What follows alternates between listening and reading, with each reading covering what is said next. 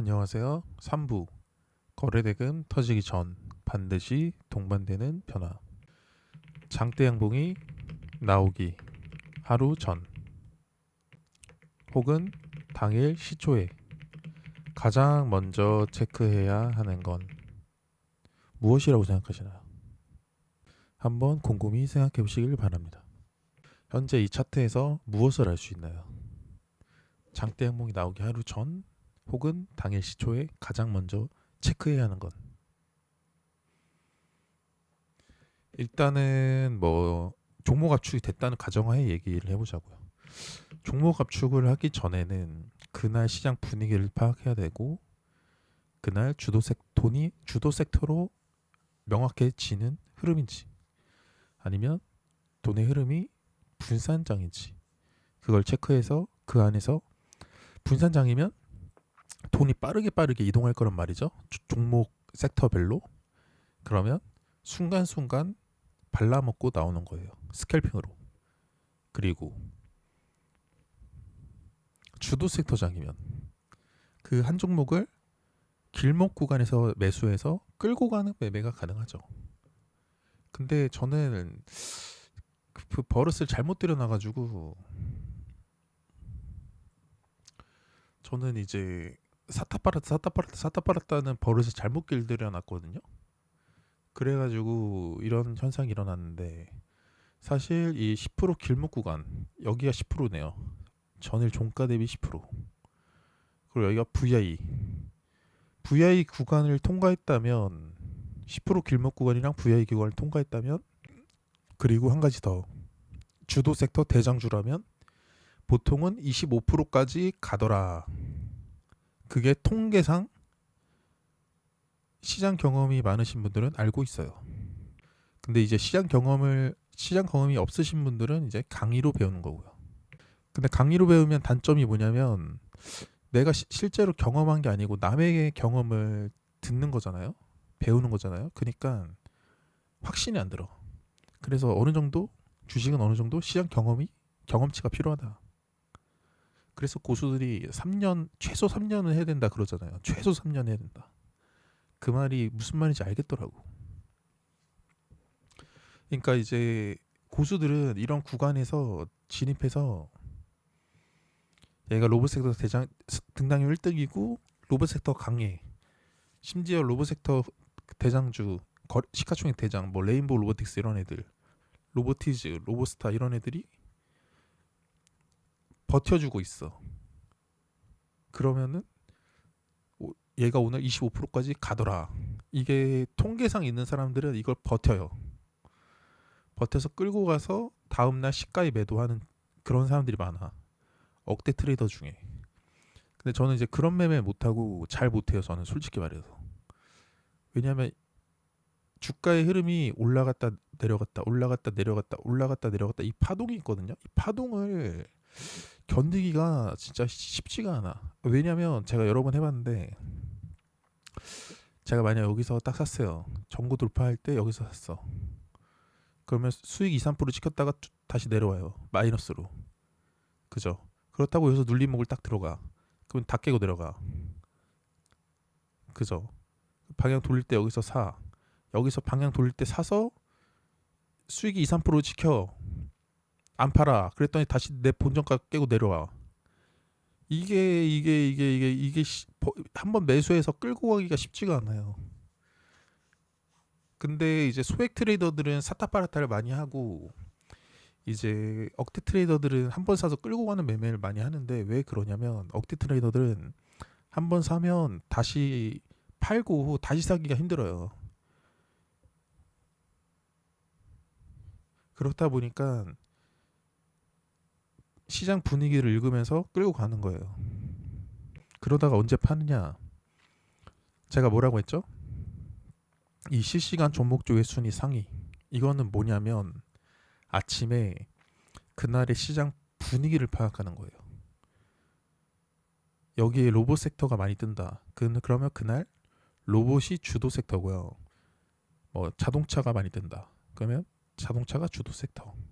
하지만 반도체, 로봇, IT, 자동차, 조선, 반도체, 원전, 자동차, 전선, 바이오, 조선, 로봇, 바이오, 2차전지, IT, 로봇, 바이오, 로봇, 바이오, 방산 다 이거 섹터 그냥 이름만 보면 아셔야 돼. 뭐가 뭔지.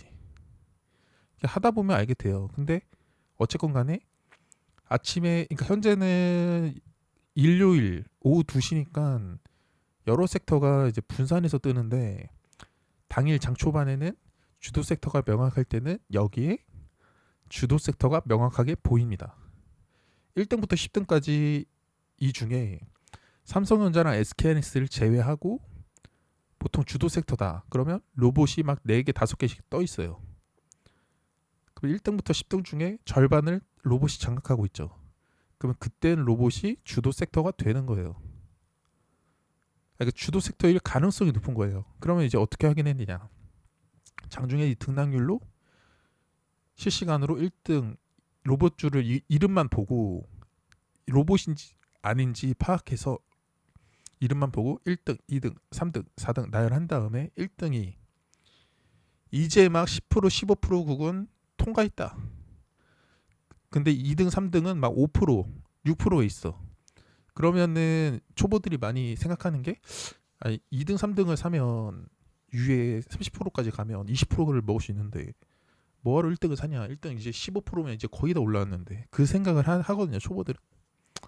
그 생각을 하는데 이제 잘못된 생각이다. 대장주를 해야 한다. 왜 대장주를 해야 하냐면요. 잘 봐보세요. 여러분이 이 주식이 일단 시가총액 2천억이죠. 2천원이고 유통 비율이 44%. 그러면 계산하기 쉽게 한 800억, 900억이 유통되고 있다고 칩시다. 근데 얘가 만약에 오늘 대장주가 아니었어. 그럼 생각할 수 있었을까요? 못 갔죠. 그러니까 이 장대 양봉이 나오는 시점에서 뭐가 만들어지냐면 거래대금이 만들어지는데 거래대금이 앞전에 물량을 들고 있는 사람들이 평단이 다양할 거 아니에요? 이 사람들이 장대 양봉 올라올 때 거래대금 터지면서 올라올 때 매도를 한단 말이에요. 그 매도를 했을 때 거래대금이 안 받쳐주면 주가가 장대 양봉이 나올 수가 없어요. 이렇게 윗꼬리 달고 밀립니다. 그러니까 매수세보다 매도세가 우위면 밀리게 돼 있어요. 근데 얘가 오늘 장대 양봉 상한가를 간 이유는 뭐다? 이 종목이 좋아서다? 아니다. 이날 시장 분위기가 로봇 섹터가 주도 섹터였고 그 안에서 등락률 1등이 한국 PIM이어서 모든 트레이더들이 로봇 섹터 그러니까 섹터 대장주에서 매매해야 된다는 걸 알거든요. 그러니까 얘가 그날의 선택을 받은 거예요. 그래가지고 얘가 상한가 간 거예요. 오히려 이런 날은 이제 개인이 상한가를 만들 수가 있거든요. 여러 개인이 모여가지고 시장 분위기상 로봇 대장주니까. 하지만 이 하락을 돌려내는 이 작업은 일반 개인이 할 수가 없다. 전 그렇게 생각합니다. 이 이평선을 어떻게 보시면 되냐면요. 아주 간단한데 이거를 아무도 설명을 안 하더라고. 이평선을 아주 간단하게 생각하세요. 5일 이동평균선을 깨고 내려가면 5일 이동평균선 주가가 아래에서 움직인다. 그게 일반적이에요. 하지만 5일 이동평균선을 종가상 돌파하면 누가 현재 돈을 쓰고 있다라고 보는 게 맞아요. 근데 돌파했다가 바로 죽을 수도 있잖아요. 다시 쫄쫄쫄 떨어질 수 있잖아요. 그걸 방지하기 위해서 5일 이동평균선을 돌파했던 봉 기준으로 저가. 여기 깨지면 추세가 끝났다. 특히 20선 깨고 내려가면 여기 깨지면서 근데 여기에서 상승, 눌림, 재돌파 나왔죠. 그럼 누군가가 여기서 확실히 돈을 쓰고 있는 게 느껴지는 거예요. 거래대금은 없지만. 그러면 이런 데서 이제 단기 스윙으로 끌고 갈 수가 있는 거예요. 단기 스윙이 위로 10% 이상을 수익을 보겠다라는 전략으로 끌고 가잖아요, 보통. 그러면 이런 데서 종가 비팅 하면 손절도 마이너스 10%는 각오하셔야 돼. 그러니까 여러분이 손절도 마이너스 10% 잡아놓고 위로는 끌고 가는 거예요. 그리고 단타는 언제 치냐? 이렇게 장대양봉 나올 때 장대양봉 트레이딩을 하는 거예요. D&D 파마텍 같은 걸 보시면 자, 이렇게 매매했잖아요. 제가 5일 이동평균선 다시 돌파할 때가 종가상 여기죠. 5일 이동평균선 돌파했고, 돌파했다가 이제 그러니까 하락에 대한 단순한 반등일 수 있잖아요. 그죠?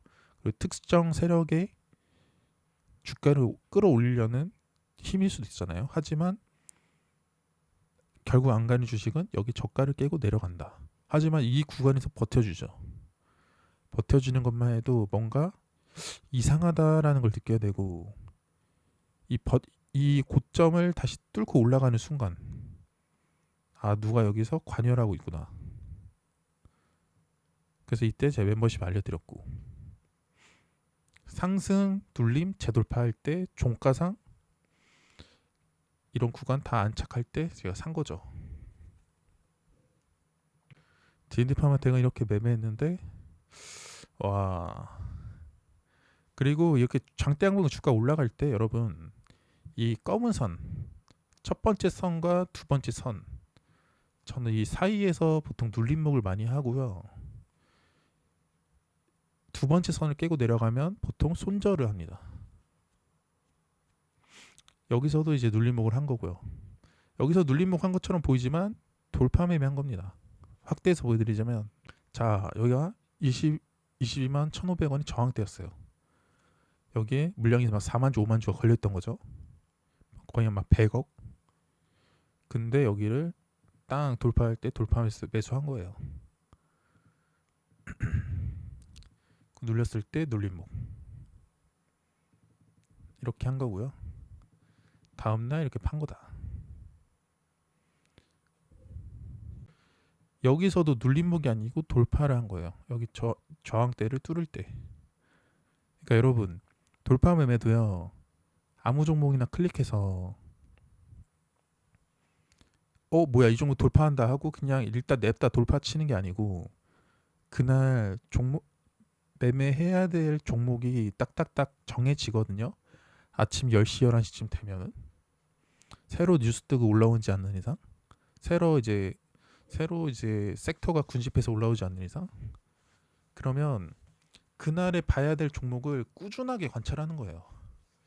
D&D 파마텍을 제가 이날 거래대금 터진 걸 보고, 아, 이거는, 그러니까 여기서 설거지를 했다면 주가가 쫄쫄쫄 빠질 거예요. 근데 이 구간에서 한번 돌려주는 거죠. 그럼 여기서 제가 샀고요. 여기서 내려가면 어떻게 되겠어요? 전저가 여기 깨고 내려가면 그냥 손절하는 거예요. 올라가면 이 부분까지는 갈 수 있겠다. 왜? 요즘 윗꼬리를 잡아먹으러 가는 패턴이 많으니까. 근데 그래서 제가 이 윗꼬리 부근에서 일단 분할 매도하고 지켜본 거죠. 여기가 눌림목 타점인데 쫄쫄쫄 떨어질 수 있으니까 눌림목을 안 하고 지켜봤는데, 여기서 하락을 돌려내려고 하는 흐름이 느껴지는 거예요. 이때 의심을 하는 거야. 하락 돌리려고 하나? 그러다가 이 구간을 돌파하면 사볼만 한 거죠. 이렇게 매수하고, 제가 왜 팔았겠어요? 250억이 거래대금이 들어왔는데 왜 들어왔겠어요? 매물대가 막 이때 매물대 5만 주, 6만 주 있었거든요. 거길 뚫으니까 200억이 터진 거예요. 그러면 갈 주식은 거래대금 최소 절반씩은 꾸준하게 터트리면서 주가가 올라가거든요. 근데 거래대금이 10% 20%를 확 줄어들었죠. 고점 시그널이에요. 그래서 매도한 거고, 매도했으면 거래대금이 이제 안 붙잖아요. 그러면 쫄쫄쫄 빠지는 게 맞는데 다시 여기서 돌려내고 고점 부근에서 왔다 갔다 하다가 위로 빵 쳐요. 칠 때 다시 사고. 제가 왜 팔았겠어요? 여기서 가야 할 자리인데 23만 원 라운드트립에 돌파하고 가야 될 자리인데 약한 거예요. 약한 걸 어떻게 하냐? 호가창 보고 알 수 있는데 미리 알 수 있는 거는 그 전에 터진 거래 대금보다 약하죠. 그러면 이거 돌파 못 하겠다. 알 수가 있는 거예요. 그래서 장대 양봉이 나오기 하루 전 혹은 당일 시초에 가장 먼저 체크해야 하는 건 거래 대금이다. 거래 대금이다라고 하면 초보예요. 거래 대금이다가 아니고 거래 대금 속도다. 거래 대금 속도가 붙어야지 거래 대금이 100억, 200억, 300억, 400억, 500억이 터뜨리는 거예요. 멤버십 분들은 아실 거예요. 제가 매매를 엄청 다양하게 한다는 걸. 장중 돌파 매매도 하고요. 장중 눌림 매매도 하고요. 데이 돌파, 데이 눌림, 일봉 눌림, 종가 베팅 거의 상따 빼고 다 하거든요. 왜 이렇게 하냐면 제가 잘해서 이렇게 모든 기법을 하는 게 아니라 시장이 정해줘요. 이 종목은 돌파를 해라. 이 종목은 눌림을 해라. 이 종목은 종가 베팅을 해라. 이 종목은 상따를 해라. 상따를 해라는 무슨 종목을 했어야 했겠어요? 금요일날 한국 PIM을 상따를 했어야 했죠. 그죠? 종가 베팅은 누구를 했어야 했겠어요? 종가 베팅은 제가 월요일날 알려드릴게요. 월요일날 종가 베팅 종가 베팅 그렇고 그 다음에 돌파, 눌림 어떤 걸 해야 되겠어요? 돌파도 한국 PIM 그죠? 눌림은요? 눌림도 한국 PIM. 종가 베팅은 사실 얘도 한국 PIM. 다 한국 PIM이에요. 왜 이렇게 이런 결과가 나온 줄 아세요? 왜 이런 결과가 나오냐면요. 결국 여러분 그러니까 기법으로 종목을 찾으러 다니는 사람 누가 있어요. 주포와 함께 춤을 있잖아요. 그 사람이 자기 그 스캘핑 돌파 기법으로 장중에 실시간 종목조회 순위 보면서 잡주들을 매매한 잡주들. 근데 금요일 어떻게 됐어요? 마이너스 500만 원이 갔죠. 그러니까 이분의 가장 실수는 뭐냐면 이 자꾸 기법을 얘기하거든요. 내가 안 되는 건 스캘핑을 쳐서야. 다음 주부턴 눌림을 할 거야. 하면서 계속 눌림을 안 하고 계속 스캘핑을 쳐요. 그러면서 금요일도 그러더라고. 이제 스캘핑 안 치고 뭐 시황 브리핑 할 거야. 막 그러는데 그게 중요한 게 아니야. 주포한끼 추물리의 가장 문제는 종목의 기준을 줘야 되는데 그 다음에 종목의 기준을 두고 해야 될 종목의 기준을 두고 여기서 얘가 올라간다. 그럼 돌파를 하는 거고요. 내려간다. 눌림을 하는 거고 추세 지켜주고 종가 마감한다. 종가 베팅 하는 거고요. 상한가에 들어간다. 그럼 상따를 하는 거예요. 근데 이 기본 베이스가 없어요. 지포님한테는. 그래가지고 계속 헤매시는 거야. 제가 아침 10시에서 10시 반 이쯤 되면 이제 지포님 실시간 주식 라이브를 보거든요. 근데 무슨 매매를 뭐 한 30종목 하고 있더라고. 그러니까 제가 봤을 때는 그날 매매할 수 있는 종목이 5천만 원 이하 예수금이라고 쳤을 때 한 10종목 나와요. 그러면 10종목 중에 두세 종목 매매하고 지키고 마감하는 거. 그거를 매일 반복해야 돼요. 근데 쥐포님은 왜 30종목을 하냐? 이분의 문제는 기법만 보기 때문에 그래요. 왜냐면 돌파 타점이다. 일단 냅다 매수하고 보는 거야. 이분한테는 종목 압축이 없어요. 그냥 일단 오로지 기법. 그래서 안 되는 거예요. 저도 일해 봤잖아요. 기법에는 정답이 없어요. 기법은요, 기본 그냥 베이스로 깔아야 되는 거고, 돌파든 눌림이든 종가 베팅이든 상따든 그 기법에 맞는 시장이 왔을 때 하는 거예요. 기법은. 그러니까 자동차로 따지면 기법은 제가 봤을 때 자동차 바퀴라고 생각하고요. 자동차 바퀴가 없으면 결국 못 굴러가잖아요, 자동차가. 그죠? 하지만 시장은 엔진이다 라고 생각해요. 엔진이 좋아야 좋은 바퀴가 활약을 하는 건데, 엔진이 쓰레기야. 그러면 아무리 좋은 기법을, 많이 바퀴를 갖다 놔도 활약을 다 써먹을 수 있을까요? 못한다는 거지. 그러니까 좋은 시장에서 좋은 종목, 그리고 시장에 맞는 기법, 이렇게 3박자가 맞아야 수익이 난다. 쥐포님은 뭐 비할 생각 없고요. 제 개인적으로는 주식계 아이돌이시거든요. 연예인. 그러셔가지고 진심으로 제가 한번 솔루션을 드려봤어요. 그러니까 쥐포님이 매번 강의를 들으시는데 실력은 안 느시거든요. 왜 그런지 아세요? 받아들일 준비가 안 돼 있어. 그러니까 받아들일 준비라고 하기보다는 받아들일 마음이 없어. 그러니까 보통 이성과 감성이 있잖아요.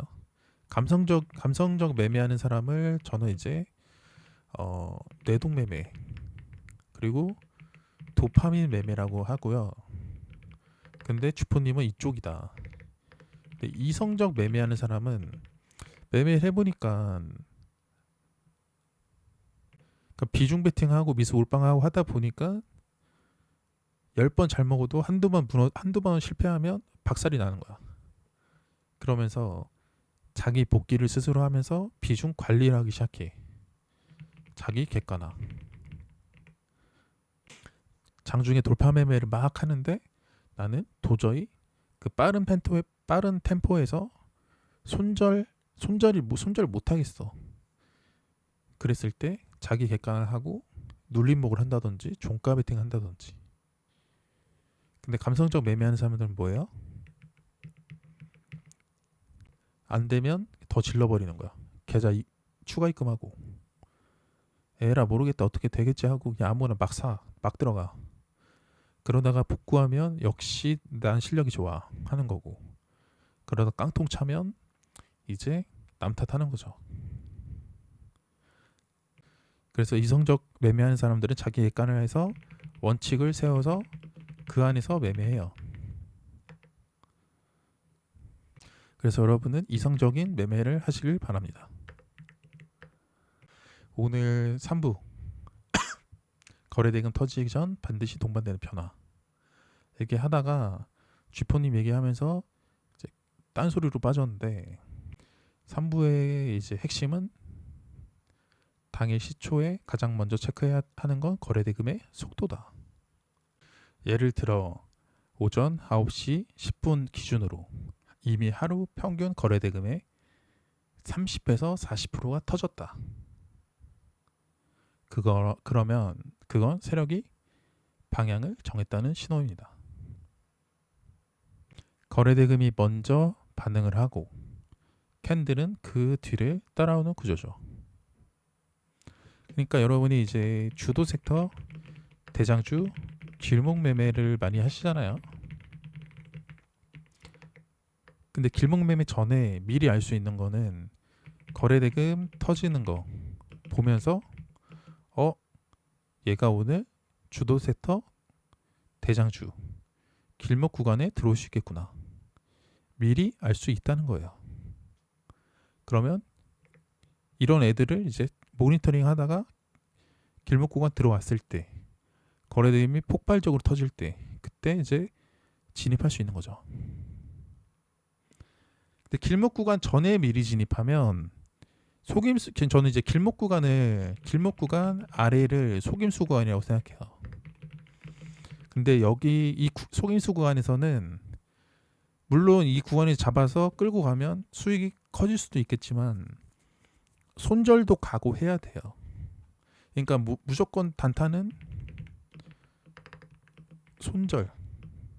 손절이 있어야 된다. 이 손절이 없는데 단타 친다? 100번 수익 나도 결국 한두 번 손절 안에서 깡통 찹니다.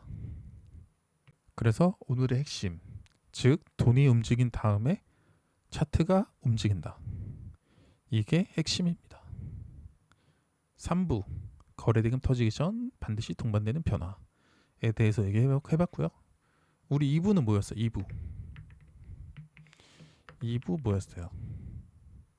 2부는 일본 구간 장대 양봉이 만들어지는 첫 번째 조건이었죠. 근데 이거 제가 8부까지 있거든요. 근데 이거 주말 동안 다 소화하려고 했는데 주말에 제가 결혼식장도 갔다 오고 바빠가지고 소화를 못했네요. 이 영상이 좋아요가 200개가 넘으면 바로 4부, 5부, 6부, 7부, 8부 바로 올려보도록 하겠습니다. 영상이 도움이 되셨다면 좋아요, 구독 부탁드리고요.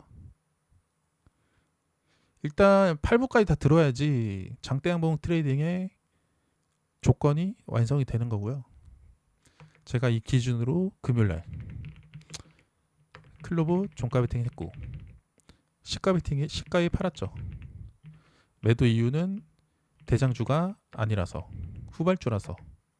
레인보우 로보틱스도 종가 베팅 했었고, 그리고 D&D 파마텍 종가 베팅해서 시가 매도, 그리고 한국 PIM 얘는 그날 주도 섹터 대장주 매매 뭐 이런 식으로 매매했었는데, 아무튼 오늘 영상이 도움이 되었다면 좋아요 부탁드릴게요.